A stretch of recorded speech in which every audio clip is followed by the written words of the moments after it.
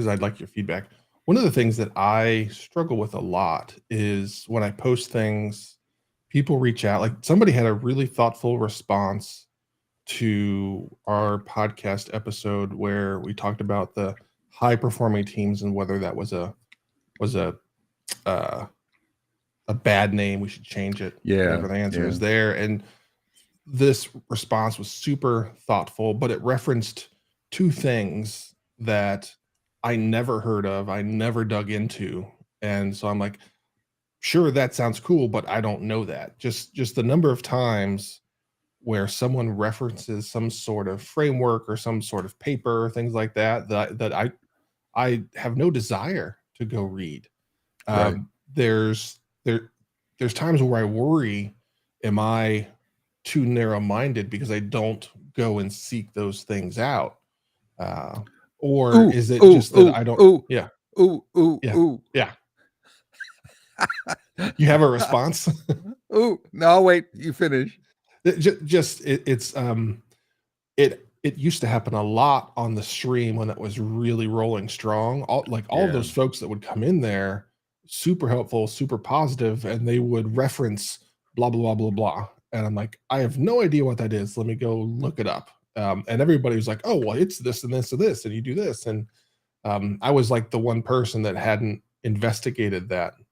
And I I've I've always been that uh, self-taught is very strong, but kind of self-driven, agile leader. And there's times where I wonder, should I spend more time actively consuming things that people are creating and sharing? yes. I mean, the short answer from my point Yeah. of view would be, well, but I want to qualify it. I think yes. You have wonderful instincts, and you Hmm. know I'm not just schmoozing. Yeah. I'm not just schmoozing you. You have you have the DNA of an agile leader and an agile coach, and you have real world chops. One of the problems, though, is you're self taught, and you don't like to read. I think, and you don't like to sort of, you're more so in the trenches than Hmm. following things or reading things, and I think it does you a disservice uh, in being for you personally to say, oh, you know what, I have this homegrown thing and this is why it works, and I understand the connection to SAFe, or I understand the connection to this white paper. Hmm. Now I don't think I'm not trying to say become like me. I consume way too much stuff, Yeah. and there's people that are more extreme than I am, right? They're academics. So I'm not saying an academic, but I do think it does you a disservice because people discount you Yeah. or they stop listening or something. And the other thing is, it's not just about them, it's about you sort of validating your ideas Yeah. and growing yourself a little bit, like with trending. I think that backlog of what do you pay attention to would be, you'd want to be careful about how you select it, Hmm. right? But yeah, I do think it's not narrow-mindedness. You said I wanted to, that's narrow-mindedness is a different thing, right? Narrow-mindedness says you're rejecting things. I just don't think Yeah. it's something you're interest. So I think it's a lack of interest rather than It's a narrow it's mind. um it's a hesitation that I'll get value back from it. Yeah, Of like, hey, what else could I be doing instead of reading this thing that might be just like all the other stuff that I've seen or read. but I So but I think yeah, it would make you more of a yeah, validated influencer. So if your goal is to become a thought leader, hmm, so and I think that's part of your goal, right? In yeah, your yeah, part of our goal is this thought leadership, is this influencing platform. Then I think it comes with the territory whether you like it or not. yeah. Okay. Right. To some, right. Again, there's degrees of it. So you're never going to be me. And Hmm. I do too much of it. And there's that point where you can almost not keep up. It's like a fire hose. Yeah, But selectively keeping up with things, I would agree, particularly in areas where we talk a lot about it, like yeah, leadership yeah, or transformation. Um, yeah. I feel pretty. Yeah, it's the where I spend time reading and learning is in the leadership mode. It's these execution frameworks and things like that, that, the blah, blah, blah method. And then just Or even if I said to you psychological safety, yeah, right? And that's something we might talk about and you understand it, but Tim Clark has written a book about it. He has a 4-quadrant model about it. And that's a really helpful model. So having a bit of a discussion around that, right, would be helpful. So what I'm arguing is I don't think it's just the frameworks. Yeah. I think there's concepts out there that you could anchor on. Okay. But both soft concepts and then hard concepts. But again, it's the influencer thing, because I know what happens. People discount you. Yeah. Well, they're dumb then. Well, exactly. Well, but see, like, but like that's the instant response in my brain is like, well, they didn't really understand who I am and what I know. So, but if I haven't, I wouldn't get upset about it and start whining about it. That was I mean, the dog will take care of the whining for me. Yeah. Uncle Bob thinks he's funny. Oh, she didn't like that. No, the issue is the cat is outside. So is that what it is? So she wants outside too. Not only just because the cat's outside and she's not, but because she wants to chase the cat. Yeah. But that was a reflective question, Josh. Yeah. I mean, what you just that's the other thing that makes us different, I think, sometimes is not only do we try to walk our talk, but there's this continuous personal reflection as opposed to talking about reflection externally or retrospectives externally, right? Yeah. I'm not putting myself up on a pedestal, but you and I, we're wired in an agile way in the inside. Yeah. Even to the point where we can't help it sometimes, right? So to a detriment. But I think there are folks that haven't achieved that. And that's going back to what I was, and that's okay, but then they're not self-aware. Right. They're not trying to grow to that. They're not aware of, it's, I need to become more agile on the inside. Like, for example, I need to trust that people can have the skill or not have the skill, or someone else's experience, or run experiments and see what happens. Yep. Do you want to get back to our topic, or do you want? Hey, we had a new subscription on Twitch, Bob. That's exciting, Sean. That Miller. is. Yeah, I'm excited. Yeah. Are you really excited? Man, my dog is just. I'm always excited. I know. Every day above ground for me, Josh, is a good day. I tell you what, all of the recent events in my family have me feeling the same way. Oh, how's your dad? Please tell me your dad's okay. Your dad's no, okay? He is not. I have a catalog on my kitchen counter where my sister and I were selecting urns last night. Yeah. So. Did he pass away? Yeah. So it was 24 hours. Josh. That's okay. I'm sorry, Josh. I'm so sorry. It was. Oh my goodness. It was good to. Did you get a chance to see him? Yeah. So I basically, as soon as I talked to my stepmother, I jumped in the car with my sister and we drove up there. Oh, good. And they were supporting him until we got there. Then we got there and we got to spend some time with him. And good. That was it. I'm sorry. I'm so sorry. Sorry for the downer, everybody. But it was it was weird because I could tell he wasn't in pain. He was in peace. He had a great life. So I, oddly enough, was like, I had a smile on my face. I'm like, hey, like my dad did it. And he's here at the end. His family's here. He's peaceful. He's rested. Good. Like, good. If you're gonna go, this is the way to go. And I was just happy. So he ran his race. So he ran his race. Yeah. Good. Yeah. So if you need a shoulder, I'm here. Yeah. Well. Yeah. We'll see how it goes. All right. I didn't mean to take us. I didn't know. No. That's okay. So whose dog is barking now? I don't know. I don't hear that. You don't hear that because your It's, headphones? yeah, no, I do. Trust Okay, me, okay, I do. okay, okay. Resilience. Maybe that's a What segue is it? into where, Okay, resilience. Okay, because we're what going were to you do going to the say? new. Well, we were going to do the new team thing. Do you want to Either do? one of Would those, you? either one is Let's fine. I let's have do the strong new feelings team. about both. Okay. Let's do the new team. Okay. All right. So, Metacasters, the scenario is this, and you can give us feedback. The topic is Josh and I join a new team. Probably as a Separately? leader. Yeah. No, Yeah, no. yeah. You joined it. So, each of us join a new Agile instance. We're going to call it a team. What's our role? Our role is a leadership role. We're not joining as a scrum master. We're probably joining as a coach or as a leader, something Mhm. like that. And we're prescribing how to start, though. So we are doing the setup. So we join a new company, either as a permanent hire or a consultant. Doesn't matter. We can pick.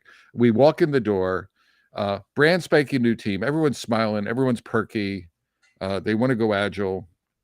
And what do we So do? the Go ahead. mindset is, so I just want to make sure that we're level setting on the type of hires that have been made. Is this a transformation, or this is, hey, we just stood it up and hired experienced agilists, No, or these are no? it's all over. It's real world, so it's all Okay. over the place. Okay. There's a Bob Galen in there, and you know Ooh. how that is. Yeah. And then there's a Josh, and then there's some newbies, and there's some 20-year vets. It's a normalized team, Mhm. And it could be multiple teams. And we walk in the door, and we're going agile. And so, what is the first steps? What's the first in the first sprint or two? What are the actions we take? Who's What first? kinds of things that we're going to do?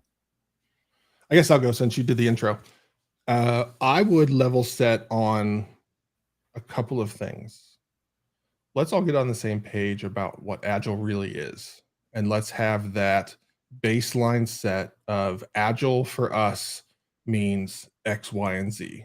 Because I've been places, I've hired people in very Agile shops that came from very Agile shops, but their Agile was different than ours. So expectations were different. And there was this unexpected clash of, I just assumed they would like fold right in and everything would be fine. But it's like, well, no, this is how we do it. And why are you doing it like this? This doesn't make any sense. And there was a lot more headbutting than I expected when I did that. So lesson learned, making sure that that's taken care of. Second, I would really educate the team on our business, something that's very important to me besides a whining dog. I don't know what I'm going to do here, Bob. just soldier on, babe. Come on. Soldier on. Well, I'm trying to make sure the audio is reasonable. I mean, your voice is overwhelming though. Right. Well, now it's not. If you don't pay attention, they get louder and louder. Mhm. Oh, that's funny. Yeah. Okay. I think she finally was like, I'm done with you. So the second thing is business, right? is really connecting with the business and how we make money, why our customers use our products, because that's one of the things that so often is missing, in that I'm just building a thing. And I'm building a thing because I think somebody said that our customers are going to like it and they'll buy it. But I really want commercially minded teams that understand how and why the product makes somebody's life better, because then you can start to make better decisions along the way. I talk about the micro choices that are made throughout a sprint or a project, where somebody's deciding while they're writing the code, is it going to be this way or this way? And you might, with good intention, make a good call, but without fully understanding the business, that might actually be the wrong one, even though it feels right for you. Like, I've been places where we acquired a product and it was an iPad app. And I first looked at it and it was the most hideous UI that I'd ever seen.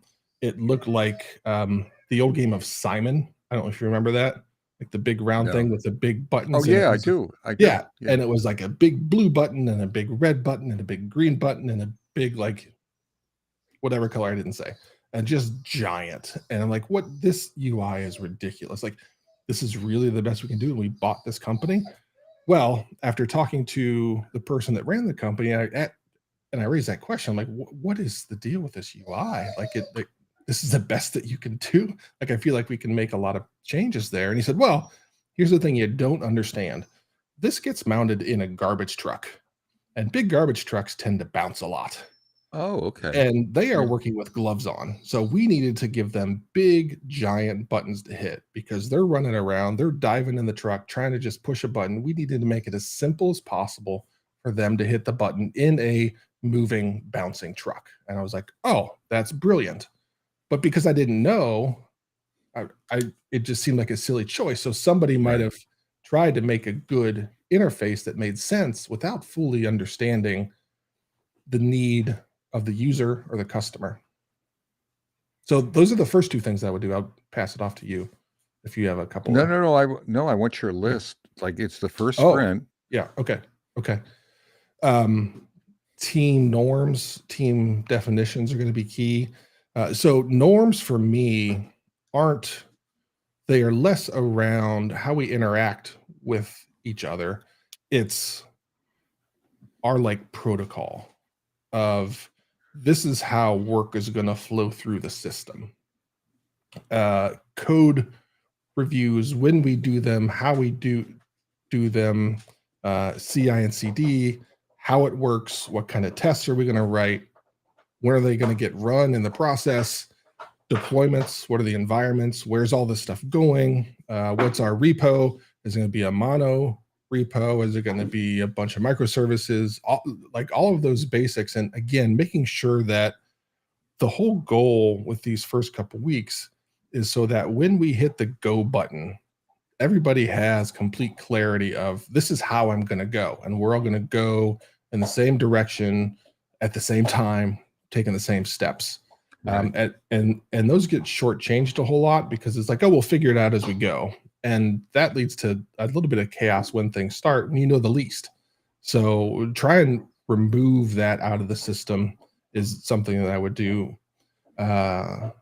Definition of ready is something Okay. I would actually do before the definition of done, because again, the goal that I have for refinement or planning or anything like that, however you want to call it, is that we get to a point where any member of the team can pick up that story and go with confidence. So let's make sure that we get everybody's input on what is going to enable them to be confident and grab a story and go. So you have a business focus. I mean, there's other focus points, but you have this strong business alignment, even with the definition of ready over definition of done to me a little bit, like really focusing on the delivery side or the what are we building side of things. Okay. Mhm. Yeah. And it seems silly to me to do a definition of done before a definition of ready, because like you have to be ready before you're done. But there's so many that leap to the definition of done. And that's where like the team norms and these definitions kind of squish together. But if you tackle them all at the same time, then I find it works pretty well. Then of course the definition of done is, what does done look like? What does it mean?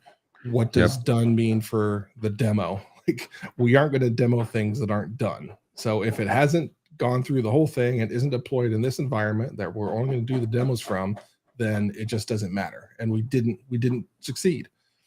So you have a 2-week interval. Mm-hmm. I'm giving you like 2 or 3 weeks. Are you going to be doing all this schmoozing and definition and training stuff and then start a sprint? I'm asking how much time before you actually start working. Well, that's not a good question, because we are working. Okay. All right. All right. That's a waterfall Bob question. It is. It is a little bit. But I'm really trying to say, like for the Metacast, how much time investment roughly are you, in this startup stuff as opposed to getting going? I would hope to be able to get that done in like a week and a half. I think it could be Okay. done in a week, but it's going to get dependent upon complexity of the business and who all is going to be required to help us understand the business. Because you're likely going to need people from across the organization to come in and explain the whole Yep. thing. Another key piece that is important to me is understanding the product. And the product isn't just the thing that we're shipping, it's the whole experience that a customer has. I go back to the consumer mindedness of understanding that and understanding how we sell to people and why people buy our product, what support is like, what kind of nightmares people have in support, or what kind of nightmare support is for us to really understand the entire de- delivery to our customer. Because again, there's so often that people just focus on the bits and bytes and the features that are shipped, that there's so much that the customer lives through that isn't just that we could be thoughtful of and potentially build tools or simplify things, or just maybe write documentation and hire a technical writer, to solve some of those problems. So those are So, my first off the cuff thoughts okay. of how I would tackle that problem. I mean, let me react to that. I'm going to Yeah. react to you, but it's how I would. I'm probably going to start differently than you. Ooh. Uh, and I would have never. Not that that's the goal, but I think this business stuff is sort of frou stuff Mm. up front. We're going to let it emerge. So Mhm. you seem to have like an aversion to figuring it out as we go. The major business issues or the customer goals, and I'm like, we'll figure it out. We need something. Yeah. So I agree with you. An Agile 101, get everyone on the same page. The difference I would have that you just didn't say it is I would be very prescriptive with what method we're going to use. So it would be Scrum by the book, Mhm. or it would be Kanban by the book because it's a new team. So I want everyone to follow the rules. I would probably do a DoD, definition of ready, quickly, knowing that they're going to iterate. So I wouldn't be looking for a perfect one, just something, a stake in the ground. What else did I would whack a backlog together, or I'd ask the product side, the business side, to whack a backlog together, maybe with a minor bit of vision, a minor bit of what problem are we trying to solve. But I would be leaning much faster. Probably if I was doing it, it would be like 2 or 3 days, Josh. Mhm. Because what I'd want is to start building. I'd want the team. My biggest concern is getting the team to gel Mhm. and getting them to start iterating that feedback learning loop as soon as humanly possible, and getting that started. It's almost like a lawnmower, getting the engine started, Yeah. and doing just enough to get the engine started, and then we can do the learning on the. I mean, yes, bring the customer folks in, bring the business folks in, explain what's the why behind things, but the little engine that could is going on. The other thing, I would do the team norms like you were talking about. Um, the other thing is I would probably, separate from that, I'd probably talk to the leadership team and give them like an edge. So there's a Mm. there's a team 101 to get the little engine going according to some really prescriptive rules, and then Yeah. go. And then there's the leadership 101 to say, get the, here's the lawnmower or whatever the metaphor is. You need, this is how you interact with it. You fill it with gas and then you step back or whatever, or you pull the cord once and then you if the team needs you, Mhm. you support them. I'd probably do a leadership. Uh, I'd start the leadership coaching training realization thing. Again, that would be ongoing as well, right? Yeah. React to what I said. It's slightly different from yours. Yeah. It is. I assumed the product side of the house would have a backlog, and I would want them to sprinkle that in with the learning and say, hey, here's how we plan to tackle that. Here's some of the things that are queued up for us to go tackle based on what we just heard from so and so, just to try and get those wheels rolling. And then something that would naturally happen given a room of engineers is they would start architecting things. So I would want to keep it all on the whiteboard. Like everything we Oh do is yeah, up on the yeah, whiteboard. yeah. And as we're starting to piece things together, let's throw something up there of, okay, based on what little we know, this is how we would probably do it. Then over that So, week to week and a half, you would refine that yep. before you start putting fingers to keyboards. Well, I mean, in a COVID world, it would disrupt my thinking because I'm aligned with you. Yeah. Everything would be low fidelity. Yeah. Everything would be whiteboards, cards, post-it notes, and I know in our current world that's a challenge, but I'd still really try to keep things simple as much as possible. Again, on the architecture, I'd want to sort of throw people in and say you're going to be uncomfortable, get used to it. Yeah. So on the product side, we're not going to have all the answers, and on the architecture side, we're not going to have all the answers. It's going to emerge. Well, what does that mean, Bob? I have no freaking idea. We're going to figure it out as we go, but we're going to iterate and we're going to start. And in about 2 or 3 or 4 sprints, the team will mature, the architecture will mature, right? And our vision of what we're building will mature as well. Yeah. But I think that you're doing, I think your idea was a little bit more pre-work. Yeah. It's a trade-off of, my view is it's going to create some waste or churn. So how much, what's the balancing act? Steven gave us a question. He said, a new team, how do you handle the hold on, before we jump there, I definitely want to go there. Go for it. One of the things that dang, did lose my thought. I think I lost my crap. Hold on. I'll get it.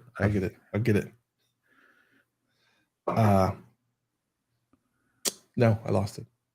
Architecture, design, whiteboards, simplicity, whining dogs. The balance between emergence and prep. It was a counterpoint to something you said. Dang nabbit. That's okay.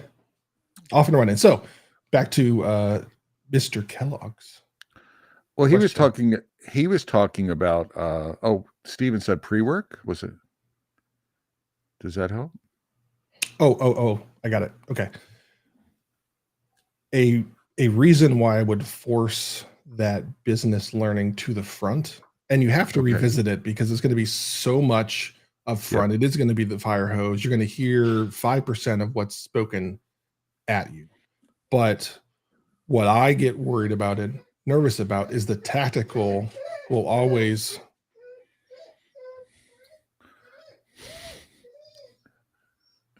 the tactical. Hey, I think we need to just make River part of the podcast. Just flat out. I can get the microphone closer to her so you can hear. Exactly. Yeah. So my biggest concern is that what normally happens with humans is the tactical wins out. So we'll get into the tactics of executing and doing stuff, and then it will be hard for us to start to jam in some of the strategic overview of what's going on. So yes, it's a heavy hammer to start, but I like hitting that foundation early before we get the things rolling and building the stuff. And then now we're like, oh, we got to learn that. And it's just, I feel like you're playing catch up if you don't do it soon. It's a good point. I think it's context sensitive, right?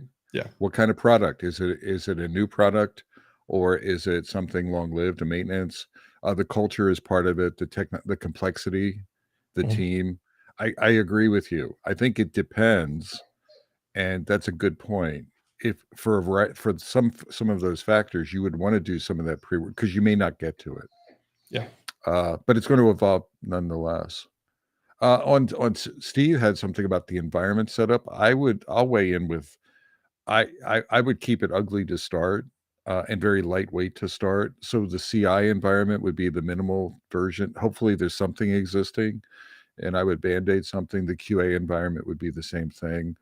I would not be looking to establish like a full automation suite before we started and things like that. So I think I would be I would lean heavily into that's douche stuff and deliver something rather than prep the architecture, the product, or the environment. Do just enough. Now, I think that's context based as well, but still, I want people work. It's not working to deliver something. It's like I want the team to gel. Just setting up norms doesn't mean you have a team, right? I want people to get pissed off. I want people to figure out who's good at this. No. I want us to have like a helter skelter retrospective after the first sprint or iteration because we're gonna have it anyway. So let's just start figuring stuff out. Josh, what do you think about environment? Yeah, I agree also with that, getting people going. I end up just baking that work into the backlog, and really prioritizing what's the least amount of CI and CD that we need to get going, and then having it in the backlog so that you actually get to it, and making sure that the product owner understands why it's important and that it needs to be invested in, just like the screen we're building or the service that we're building, and start to set it up so it can evolve over time as we need it.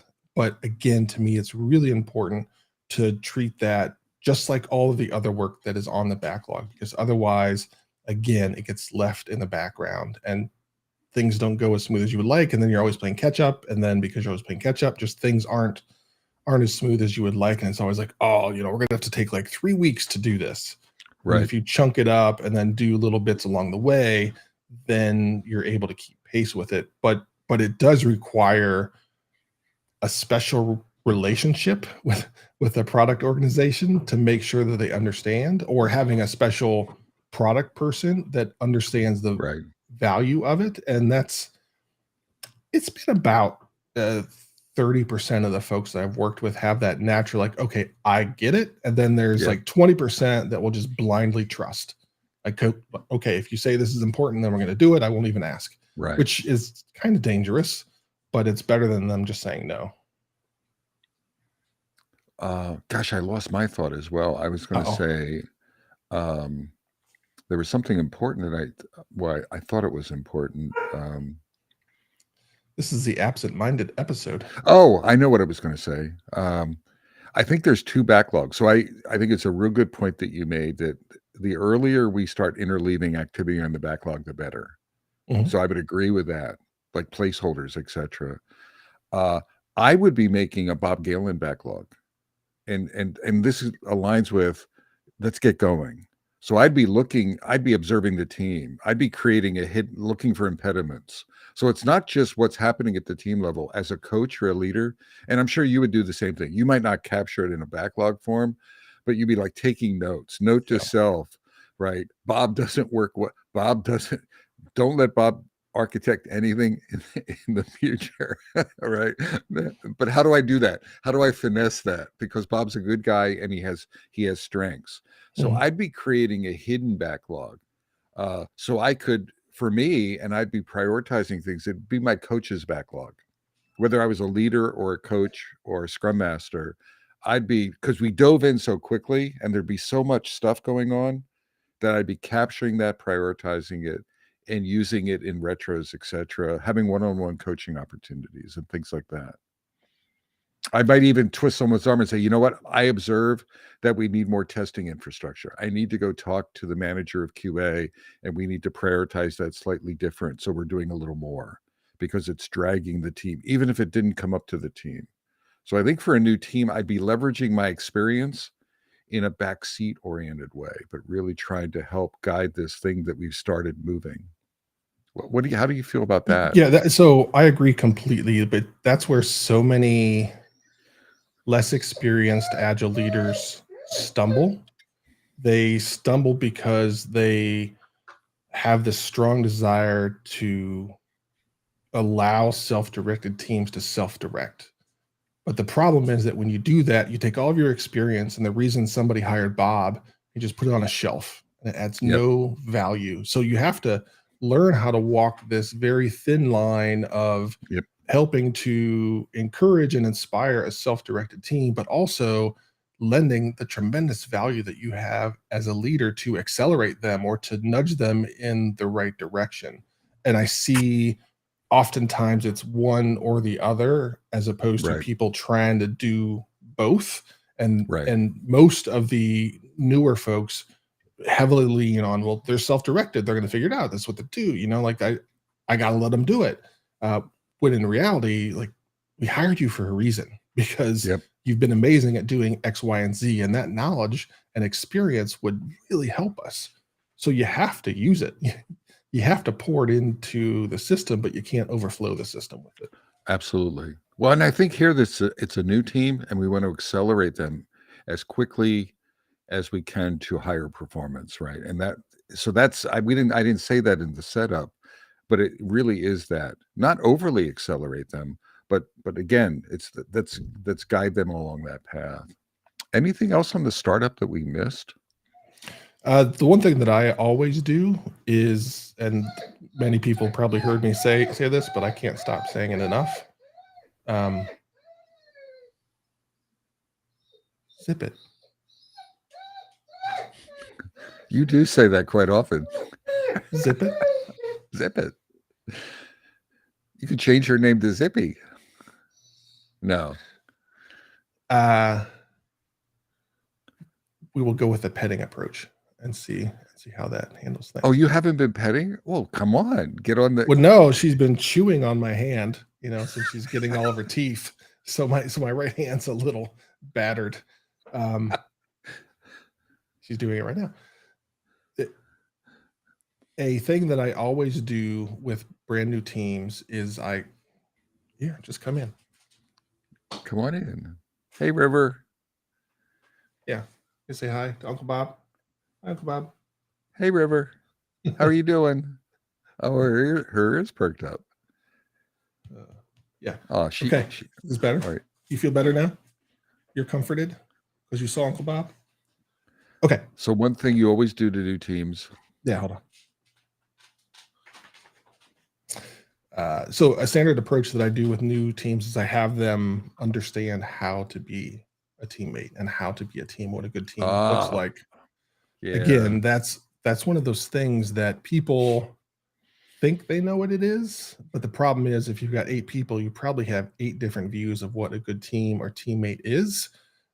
So Debugging Teams is the book that I always have folks read, and that aligns us on the definition of this is what we aspire to be. And then unfortunately, so many members of teams are unprepared with how to have those crucial conversations, like when it really matters. You talked about having that retro that's kind of messy at first.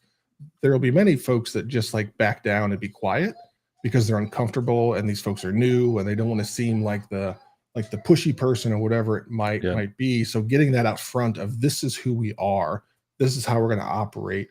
We aren't personally attacking you. Everybody's here to help each other, but this is what the finish line looks like.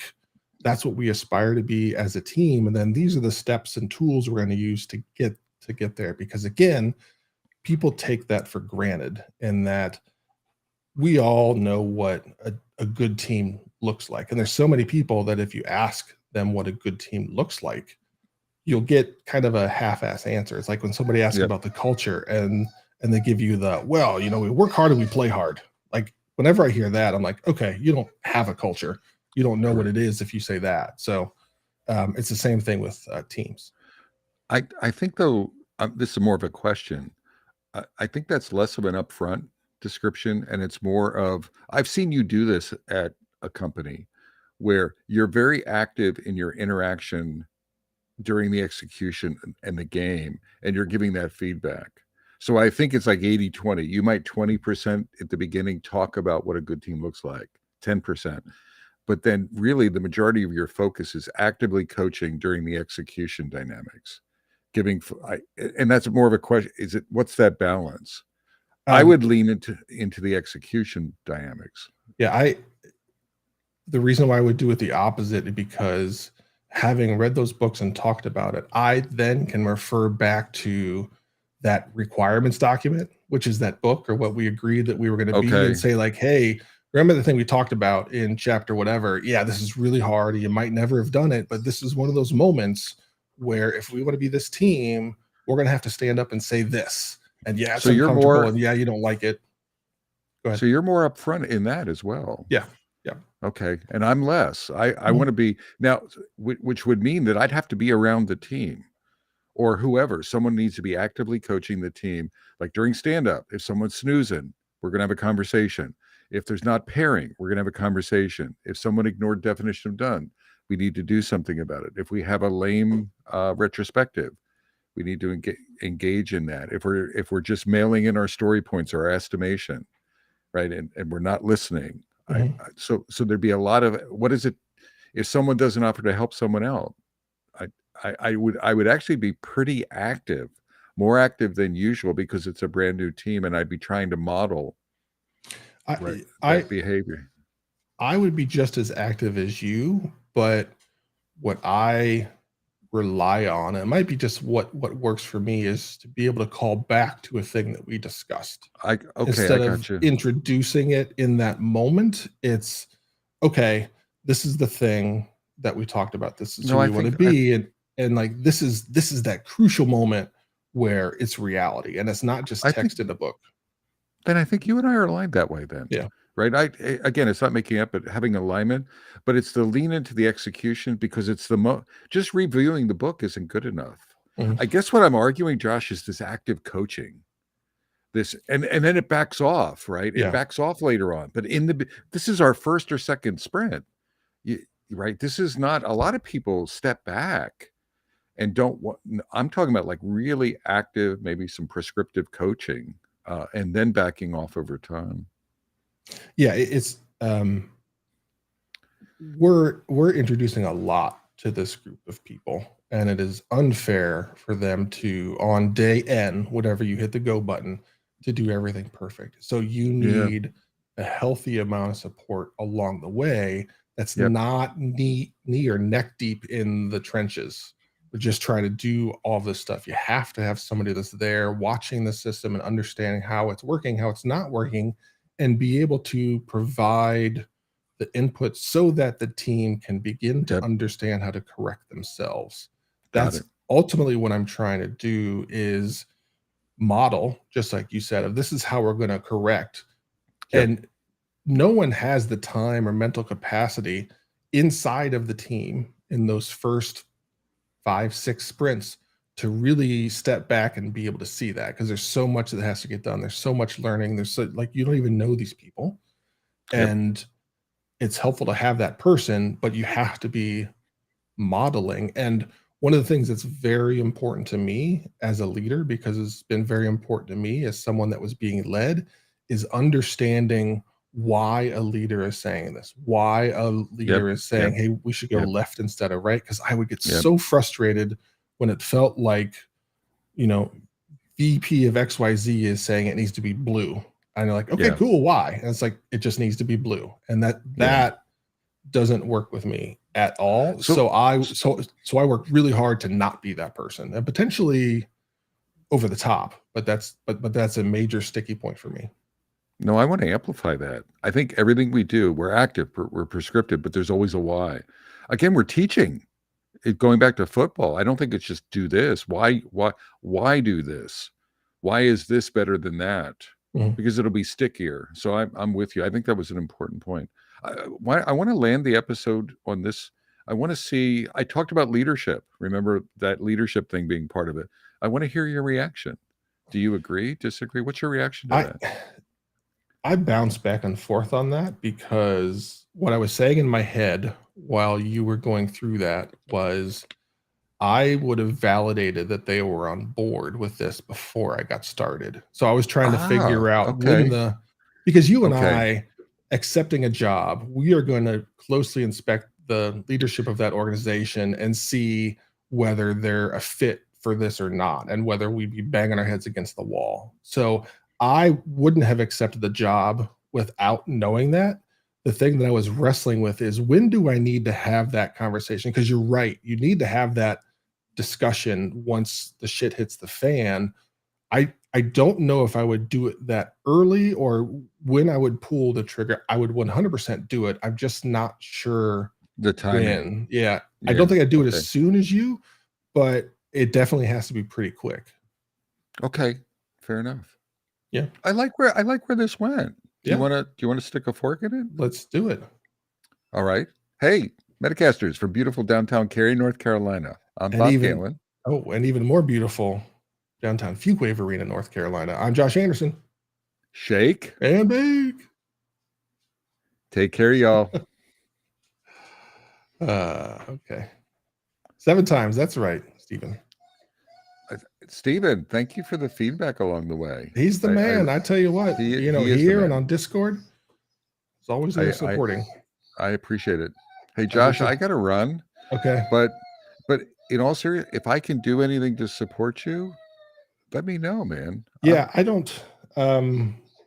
It's been a week, so I'm here. So where I'm most concerned is the kids, because you look back at the last year for them, it's divorce, grandma died, grandpa died. Yeah. So it's been. I know. It's you guys have had a roller, and it's the holidays. It's just a hard time, right? Yep. So if I can help, you let me know. All right. I'll see you later. Thank you. All right. Take care, buddy. Bye-bye.